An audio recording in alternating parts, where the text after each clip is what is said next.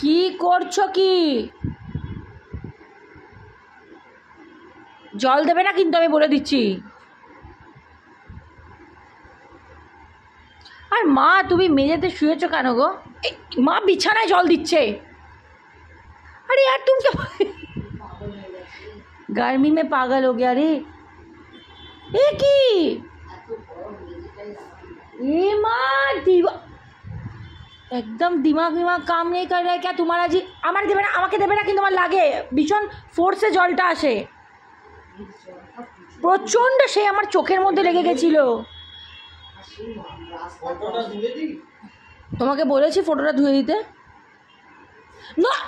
আমার এগুলোকে মা দেখো দেওয়ালটা নষ্ট করছে। এ কি তুমি পাগল হয়ে গেছো क्या? একদম মাথা খারাপ হয়ে গেছে নাকি? আমার গায়ে জল দেবে, আমার লাগে কিন্তু, আমি বলে দিচ্ছি। এমা টুপি পরে, ছাতা পরে, হাফ প্যান্ট পরে, এ কি? আমি সকালেই বলেছিলাম তুমি এসি সার্ভিসিং করো না এই গরমের মধ্যে। এর একটা এফেক্ট কিন্তু পরে দেখা দেবে। ঠিক তাই, এসি সার্ভিসিং করে চান টান করে উঠেছে, তারপরে